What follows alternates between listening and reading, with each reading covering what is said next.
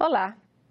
Estatuto do Índio, transposição do Rio São Francisco, recursos naturais do Brasil, segurança de barragens e conferência do clima. A preocupação com o meio ambiente dominou os discursos em plenário nesta segunda-feira. Ao contrário do que o relator equivocadamente esbravejou aqui nesse plenário na terça-feira, o Estatuto dá aos indígenas todos os poderes para que as comunidades indígenas participem, saibam o que está acontecendo e principalmente tenham a voz nas decisões que são tomadas a respeito das atividades de mineração em suas terras. Temos também a transposição de São Francisco. O senhor sabe, senhor presidente, o senhor que é da região do Nordeste, a importância que tem a transposição do Rio São Francisco.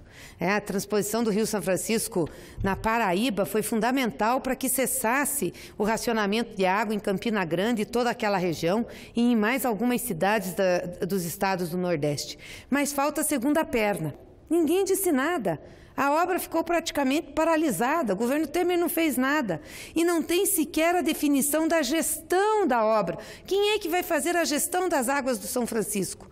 O Nordeste espera para isso.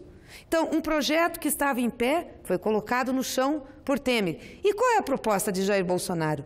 O que ele pensa para o Rio São Francisco? O que ele pensa para o Nordeste brasileiro? O que ele pensa para enfrentar a seca e para melhorar a situação do povo nordestino? Vão entregar tudo, porque os próximos passos será entregar o pré-sal para os norte-americanos, entregar tudo. Aí eu pergunto, onde vão levar o nosso país? Estão transformando e querem e vão transformar o Brasil numa neocolônia. Não é nem voltar a aplicar o projeto e o programa ultraliberal ou neoliberal, não.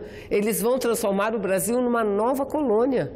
Uma colônia que obedece às ordens dos americanos, do imperialismo norte-americano. Estou me referindo às 24.092 barragens cadastradas pela Agência Nacional de Águas no nosso país. Então, dessas 24 mil barragens cadastradas, 3.543 foram classificadas por categoria de risco e 5.459 quanto ao dano potencial associado. Destas, 723 tiveram indicação simultânea de risco alto, de dano potencial alto. Eu chamo a atenção para a importância desse tema, para que não sejamos, no amanhã, surpreendidos com o desastre daquele que tivemos em Mariana. O Brasil declinou, lamentavelmente, de forma oficial, de realizar a COP24, a COP25, que seria realizada aqui no Brasil no próximo ano. Lamentável, porque seria uma grande oportunidade para que o governo Bolsonaro, eleito pelo povo, pudesse demonstrar a todo o mundo que o Brasil continuaria na vanguarda, na luta pelo ambiente saudável, para que o povo possa respirar. E olha que nós entramos em contato com várias autoridades ligadas a Bolsonaro e solicitamos uma reflexão da possibilidade de rever a posição, mas lamentavelmente não houve. O Chile, mais que imediatamente, aceitou a empreitada. Então a COP25 não sai da América do Sul, mas deixou de ser no nosso país para ir para o Chile. E nesta terça-feira tem sessão do Senado e do Congresso Nacional. Os senadores deverão votar projetos como o que estabelece o pagamento de um adicional de insalubridade para gestantes trabalhadoras. No Congresso, Eunício Oliveira espera a aprovação do orçamento de 2019 ainda este ano. O presidente do Senado, Eunício Oliveira, avisou que vai convocar quantas sessões do Congresso Nacional forem necessárias para a aprovação antes do recesso parlamentar do Orçamento Geral da União de 2019. Ele considera essencial que o novo governo comece o ano com a proposta orçamentária aprovada. Já a pauta do plenário do Senado tem 13 propostas. Um dos destaques é o pagamento de um adicional de insalubridade para mulheres grávidas ou lactantes. Os senadores poderão votar ainda a regulamentação da profissão de podólogo e o estímulo à implantação de usinas eólicas ao longo das águas da costa brasileira. A venda do pré-sal para empresas privadas continua na pauta do Senado. Mas, até o momento, o governo não encaminhou uma proposta que garanta um repasse da cessão onerosa para estados e municípios, como querem os senadores. A Comissão de Meio Ambiente deve realizar nesta terça-feira a última reunião do ano. Na pauta, projeto que muda o Código Florestal para regulamentar a delimitação das áreas de preservação permanente nos municípios.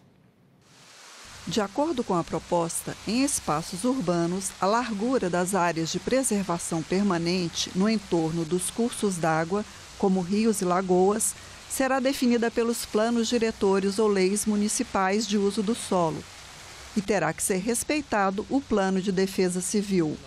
O relator, senador Romero Jucá, é favorável ao projeto, mas ele apresentou uma emenda tornando essa tarefa uma possibilidade e não uma obrigação dos municípios. Em algumas cidades, se o rio é um pouco mais largo, a regra do controle rural dava um espaço muito grande para se ter a condição de construção. Muitas cidades estão tendo ação do Ministério Público para retirar imóveis, casas, apartamentos que já estão, em tese, numa faixa de domínio que era para a área rural. Então é muito importante que o plano diretor da cidade, que o conselho da cidade, que outros órgãos técnicos possam fazer uma proposta e isso, inserido no plano diretor, se teria a distância regulamentar. A comissão pode votar também projeto que inclui óleos e gorduras de cozinha como produtos do sistema de logística reversa. O objetivo é contribuir para ampliar a coleta e a reciclagem desses produtos de uso culinário. Calcular o tamanho do prejuízo que a criminalidade causa a um país. Esta foi a tarefa que a Comissão de Assuntos Econômicos se propôs ao eleger a segurança como política pública a ser analisada pelo colegiado. O Instituto para a Economia e a Paz, que tem sede na Austrália, calculou em 338 bilhões de dólares o custo da violência no Brasil em 2015, o último ano para o qual há dados disponíveis. Mais de 1 trilhão e 300 bilhões de reais ao câmbio de hoje. De acordo com o senador Armando Monteiro, isso representou 13,5% do Produto Interno Bruto, o PIB, que é a soma de tudo que foi produzido no país naquele ano. Outra pesquisa do Banco Mundial constatou que 70% do empresariado brasileiro consideram o crime, o roubo e a desordem como obstáculos relevantes para fazer ou ampliar negócios no país.